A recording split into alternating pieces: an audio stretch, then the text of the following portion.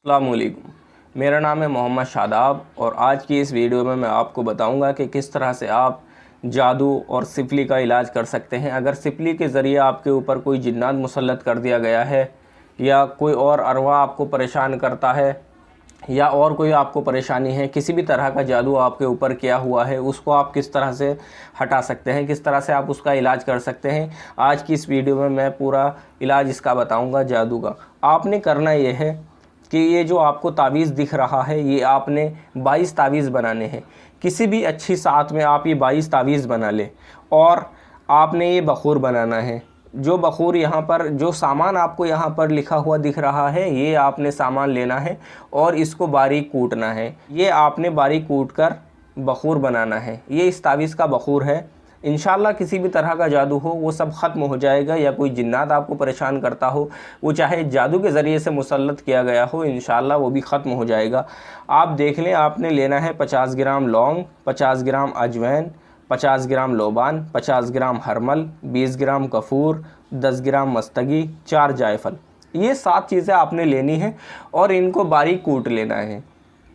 उसके बाद आपने इसके ऊपर सूरह जिन की शुरू की 5 आयतें पढ़कर 21 मरतबा सूरह जिन की 5 आयतें पढ़कर इस पर दम करना है और चारों कुल 7 मरतबा पढ़कर इसके ऊपर दम करना है और आयतल कुर्सी 21 मरतबा पढ़कर इस पर दम करना है।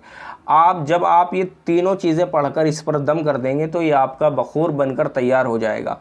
अब आपने करना क्या है, ये जो आपने 22 तावीज़ बनाए हैं, इसमें से आपको 11 तावीज़ को फलीते बना लेने हैं। इस तरह से आप 11 तावीज़ को फलीते की शक्ल दे देंगे।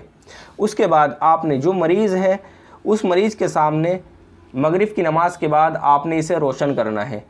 इस फलीते पर हल्की सी रुई लपेट लें और इसे कड़वे तेल में आपने रोशन करना है। नीम का तेल आप इसमें इस्तेमाल करेंगे, और जब ये जलता रहेगा तो मरीज़ इसे देखता रहे।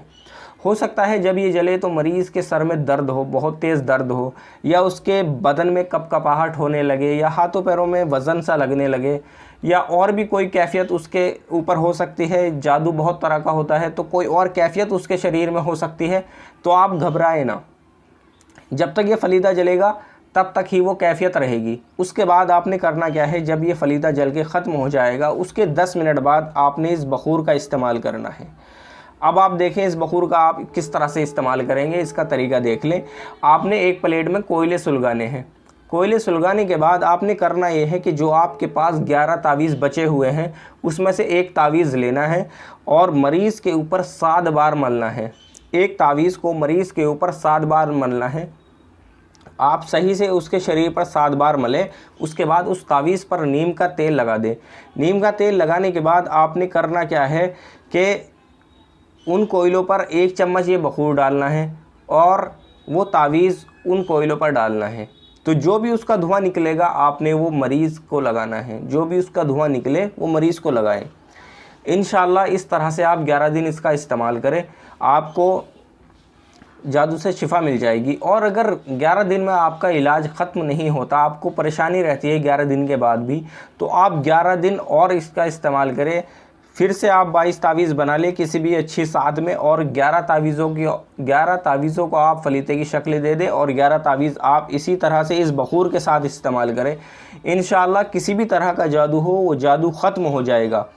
और अगर एक कैफ़ियत यह होती है मरीज़ की कि बाज़ मरतबा ऐसा हो जाता है कि उसके ऊपर जिन्नात मुसल्लत होता है, और अगर जिन्नात उसके ऊपर हाजिर हो जाता है तो उसका आप इलाज किस तरह से करेंगे वो तरीका और देख लें। आपने करना यह है कि ये जो आपका तावीज़ है आपने इसे मोड़ना है और इस तरह से मोड़ना है कि इसमें जगह रहे। आपने ये बारीक नहीं मोड़ना, जिस तरह से फलीते की शक्ल देते हैं इस तरह से नहीं मोड़ना। आपने इस तरह से मोड़ना है कि जिस तरह से इसमें जगह रहे। उसके बाद आपने करना यह है कि जिसके ऊपर जिन्नात हाजिर हुआ है उसको आप कहें कि 2 बंदे उसको पकड़ लें, क्योंकि जब उसके ऊपर शक्ति होगी तो वो परेशान भी करेगा। तो आपने करना यह है कि इसमें एक तरफ से आग लगा दे, इधर से आप इसमें आग लगा दे और मरीज़ की नाक में इसका धुआं दे। इधर से इसका धुआं निकलेगा, मरीज़ की नाक में आप इसका धुआं दे। इंशाअल्लाह या तो अगर जिन्नात हटेगा नहीं तो जलकर खाक हो जाएगा, और अगर जिन्नात भाग जाता है, तो इंशाअल्लाह इसी तरह से आप 2 या 3 तावीज़ बनाकर इसी तरह से उसकी नाक में धुआं दें। किसी भी तरह का जिन्नात हो सब ख़त्म हो जाएगा। वो चाहे सिपली के ज़रिए से जिन्नात को मुसल्लत किया गया हो या और किसी वजह से जिन्नात मुसल्लत किया गया हो, इंशाअल्लाह आप इसका इस्तेमाल करें, आपको पूरा फ़ायदा मिलेगा।